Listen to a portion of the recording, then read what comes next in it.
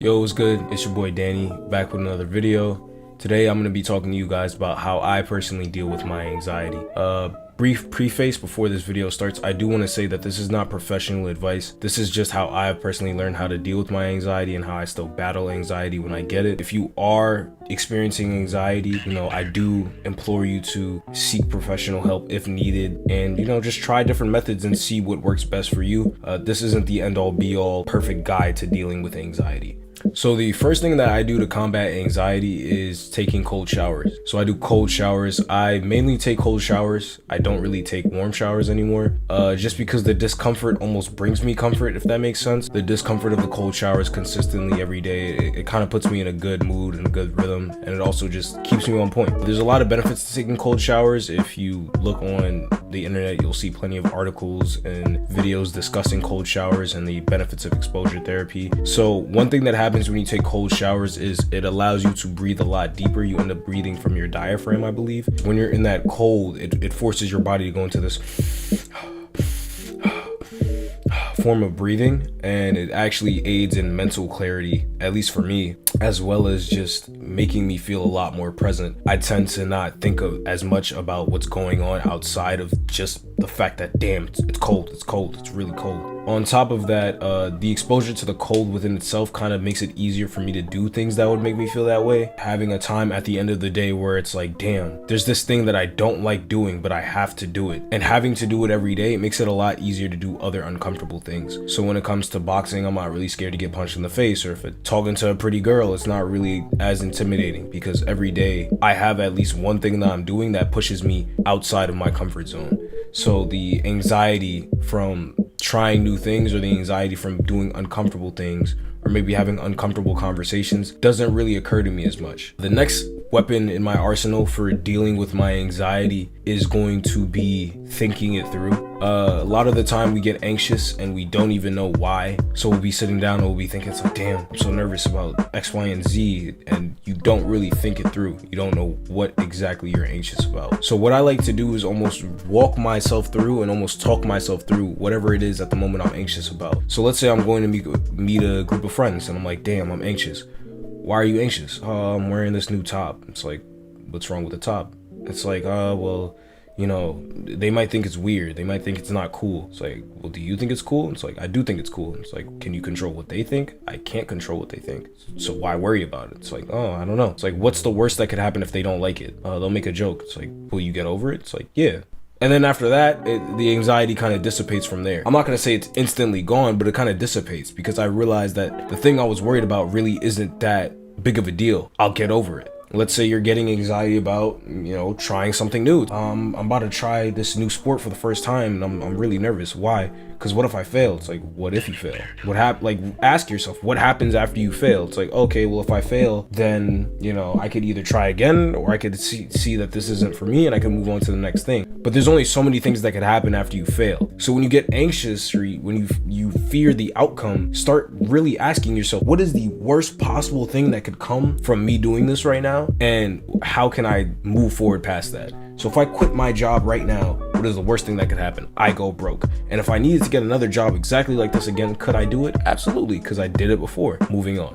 What's the worst thing that could happen if I confront my partner about this thing that's bothering me? They break up with me. The worst thing that happens is I lose somebody that wasn't willing to work with me. Okay, cool. And it's easier said than done, but once you start walking yourself through these thought processes in that manner, it will become a lot less intimidating. It won't not be intimidating, but it will become a lot less intimidating. It'll go from being a lion to just a cat with an attitude. And a cat with an attitude is a lot easier to deal with than a lion. Journaling. Journaling is a big one for facing and dealing with my anxiety. I tend to journal a lot. Sometimes I'll journal for pages upon pages about things that I'm nervous about decisions I'm about to make in my life, or decisions I have made in my life, maybe self-image things that I'm anxious about in terms of perception. So just sitting down, writing down almost the same way like you think it through, but instead of thinking it through, you're writing it down on paper. What's bothering you? Almost checking in with yourself. I'm about to make this decision. I feel this way about it. It makes me feel uncomfortable. It makes me feel like my skin is itchy. It makes me feel like my feet are on fire. You really start describing how these things make you feel. And once you start to kind of make an image of what this anxiety is doing to you, almost depict it, you'll know your enemy. In order to beat your enemy, you have to know your enemy. So what does your anxiety look like? And the best way you could start to almost paint your anxiety is by writing these things down and fleshing it out on paper and then reading it back to yourself. It's like, damn, this is what I'm up against. Okay, cool. How can I go up against that? Like, how can I deal with that? When this happens, I notice I feel like this. And the only reason I know that now is because I wrote it down, so I see it. When